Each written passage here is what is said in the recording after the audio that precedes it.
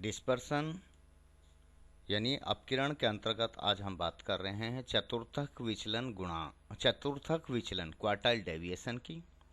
तो सबसे पहले तो बात यह है कि क्वार्टाइल डेविएशन या चतुर्थक विचलन होता क्या है। तो एक सामान्य समझ इसके बारे में हमारी आवश्यक है। चतुर्थक विचलन दरअसल तृतीयक चतुर्थक और प्रथम चतुर्थक Q3 और Q1 के अंतर के आधे को कहते हैं।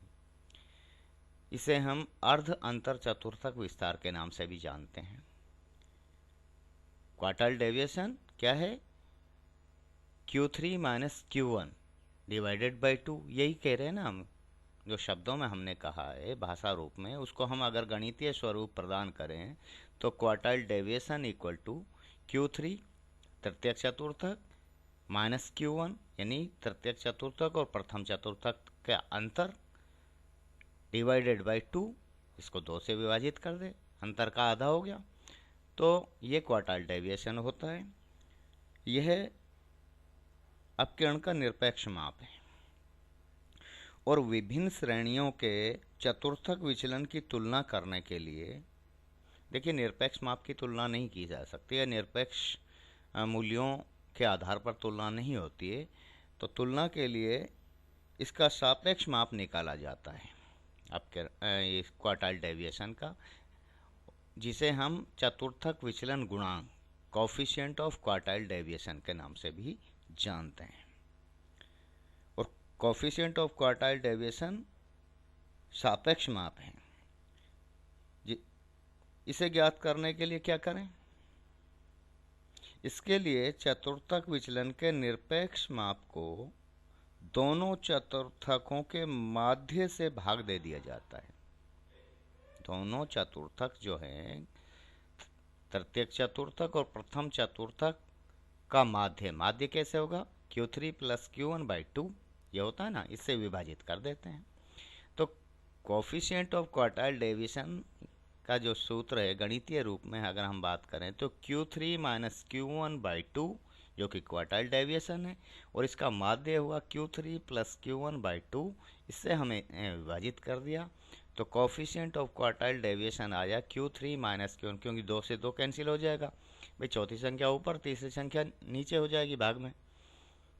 तो ऐसे में Q3 minus Q1 divided by Q3 plus Q1 निकल के आया। ये चतुर्थक विचलन गुणांक कहलाता है और ये अपकिरण का सापेक्ष माप है। अब एक उदाहरण के जरिए हम इसको समझाने का प्रयास करते हैं, क्योंकि प्रॉब्लम्स अगर हमारे सामने हों एक्चुअल रूप में और एग्जाम्पल के जरिए हम उनको स्पष्ट करें तो ज़्यादा अच्छे से समझ में आती हैं। हमारे पास 2 सारणियाँ हैं। एग्जाम्पल ये है कि निम्नांकित श्रेणियों में अपकिरण की तुलना चतुर्थक मापों के द्वारा कीजिए। ठीक है, 2 श्रेणियाँ ये हैं। इसमें माप है ऊंचाई इंचों में और भार किलोग्राम में है। ठीक है ना, ये हमारे पास सूचना दी हुई है। ऊंचाई 58 इंच, 56 इंच, 62 इंच, इस तरह से, और भार है जो किलोग्राम में दिया हुआ है। तो इसको हम हल करते हैं। तो सबसे पहले तो श्रेणियों में अपकिरण की तुलना के लिए चतुर्थक विचलन गुणांक ज्ञात करने होंगे। भाई यहाँ क्वेश्चन क्या है आपका, एग्जाम्पल में कह क्या रहा है? वो कह रहा है कि तुलना कीजिए चतुर्थक मापों के द्वारा श्रेणियों की। तो तुलना के लिए चतुर्थक विचलन गुणांक की आवश्यकता आपको होगी। व्यक्तिगत श्रेणियाँ हैं ये दोनों। तो सबसे पहले तो इन श्रेणियों को हम एक आरोही क्रम में व्यवस्थित कर लें, एक क्रम में व्यवस्थित कर लें, और हम आरोही क्रम के आदी हैं तो इसलिए आरोही क्रम में व्यवस्थित इनको कर लें। देखिए मैंने यहाँ लिया इनको हॉरिजॉन्टली, आप इनको वर्टिकल लेना, मतलब कॉलम्स में लेना, क्योंकि यहाँ तो क्या जगह ज़्यादा घेर रहा है, लेकिन आपकी प्रैक्टिस होनी चाहिए कॉलम्स की, वर्टिकल फॉर्म में इनको और रखने की, जिससे क्या है कि एक तो गणना आसान हो जाती है और एग्जामिनेशन में कोई गलती की गुंजाइश भी नहीं बचती है। ठीक है ना। तो सबसे पहले जो दोनों श्रेणियां हमारे पास व्यक्तिगत श्रेणियां हैं, इनको आरोही क्रम में व्यवस्थित कर लेते हैं। तो क्रम संख्या तो हम आप खुद ही देंगे। क्रम संख्या इस तरह से जब आप लिखोगे तो ये 3 कॉलम बन जाएंगे, एक क्रम संख्या का, एक ऊंचाई का और एक भार का। मैंने यहाँ लिया है, चलो इससे समझ लीजिए। तो क्रम संख्या 1 से लेकर 11 तक ये पहुँच रहे हैं, क्योंकि इनकी गिनती जब हम करते हैं तो 11 है। ठीक है, ऊंचाई हाइट है जो। अब इसको देखिए, 55 मूल्य सबसे कम है, इसके बाद का मूल्य 56 है, तो 56 लिख दीजिए। 58, 59, 61, 62। अब 62 दो बार आया है तो 2 ही बार लिखेंगे आप, ये नहीं कि मतलब एक छठे नंबर पर एक 7वें नंबर पे है यहाँ। इसी तरह से 63, 64, 65 और 65। अब 65 भी 2 बार है, 10वें और 11वें नंबर पे आएगा ये। ठीक है ना। तो ऊंचाई को हमने आरोही क्रम में व्यवस्थित कर दिया। इसी तरह से भार को भी हम आरोही क्रम में व्यवस्थित जब करेंगे तो 106 से और 132 तक इसका क्रम जो है, क्रम संख्या 1 से 11 तक पहुंच जाता है। ठीक है ना। तो अभी हमने कुछ नहीं किया, बस इनको व्यवस्थित किया है, एक निश्चित क्रम में रखा है एक तरह से। तो हम क्या करें, हमें तुलना करनी है, तो चतुर्थक विचलन गुणांक निकालें। क्वार्टाइल डेविएशन, क्वार्टाइल डेविएशन निकालने के लिए सबसे पहले हमें चतुर्थक विचलन ज्ञात करना होगा। गुणांक निकालें तो उसके लिए तो पहले हमें क्वार्टाइल तो पता हो, चतुर्थक विचलन निकालेंगे। इसके लिए प्रथम और तृतीयक चतुर्थक की हमें आवश्यकता है, क्योंकि चतुर्थक विचलन दरअसल क्या है, थर्ड क्वार्टाइल और फर्स्ट क्वार्टाइल, इन दोनों का डिफरेंस का आधा होता है, इन दोनों के अंतर का आधा होता है। तो पहले तो हमें फर्स्ट क्वार्टाइल निकालना है और फिर थर्ड क्वार्टाइल निकालना है। अब जैसे पिछले एग्जाम्पल में, पिछले वीडियो में जो थे, प्रथम और तृतीयक चतुर्थक कैसे निकालें, वो चीज़ भी यहाँ स्पष्ट हो जाएगी। अब आपके पास में देखिए 2 सूचनाएं हैं, एक तो ऊंचाई है, इसको आप ए मान लें और भार को आप बी मान लें, तो इससे आसानी हो जाएगी, बात कोई कन्फ्यूजन भी नहीं रहेगा। तो ऊंचाई को ए मान लिया और भार को हमने बी मान लिया। अब ऊंचाई के लिए फर्स्ट क्वार्टाइल प्रथम, जब हम Q1 निकालेंगे, प्रथम चतुर्थक निकालेंगे, तो Q1 इक्वल टू, Q1 क्या होता है, साइज ऑफ n+1 बाई। अब देखिए यहाँ देखिए आप, व्यक्तिगत श्रेणी है ये, व्यक्तिगत श्रेणी है, इसलिए आपके ध्यान होगा जो आपने मध्यिका जब निकाली थी तो वहाँ n+1/2 जो वाला आपने वो फॉर्मूला काम में लिया था, 2 भागों में विभाजित किया, यहाँ 4 भागों में एक तरह से विभाजित हो रहा है। तो साइज ऑफ n+1/4 आइटम। अब यहाँ पद 11 हैं भाई, 1 से लेकर 11 तक क्रम संख्या, तो पदों की संख्या 11। तो Q1 साइज ऑफ 11 + 1/4 वह जो आइटम होगा वो होगा, तो थर्ड आइटम निकल के आया। अब थर्ड आइटम देखिए यहाँ पे क्या है, इस ऊंचाई की बात कर रहे हैं हम। थर्ड आइटम यहाँ 1 2 3 58 है, तो ये लिख दिया मैंने, Q1 = 58। ठीक है। और Q3 ऊंचाई के लिए अब थर्ड क्वार्टाइल तृतीयक चतुर्थक निकालेंगे, तो साइज ऑफ n+1/4 जो है ये 3 से हो जाएगा मल्टीप्लाई, 3n+1/4 आइटम की जो वैल्यू होगी वो Q3 होगा, क्योंकि इंडिविजुअल सीरीज है, व्यक्तिगत श्रेणी। तो साइज ऑफ 3 × 11 + 1/4, तो 11 और 1 12, 12 × 36/4 बराबर 9th आइटम। अब 9th आइटम आप वहाँ देखिए जो आपने व्यवस्थित किए है सूचना को, 9वां आइटम ऊंचाई में 64 है, तो Q3 64 आ गया इसका, ये देखिए Q3 64। ठीक है। तो दोनों क्वार्टाइल आ गए, प्रथम और तृतीय चतुर्थक ऊंचाई के लिए हमने निकाल लिए। तो हम ऊंचाई के लिए क्वार्टाइल डेविएशन निकाल सकते हैं और कोफिशिएंट ऑफ क्वार्टाइल भी निकाल सकते हैं। निकालिए साहब, बाद में फिर बाहर के ले लेंगे।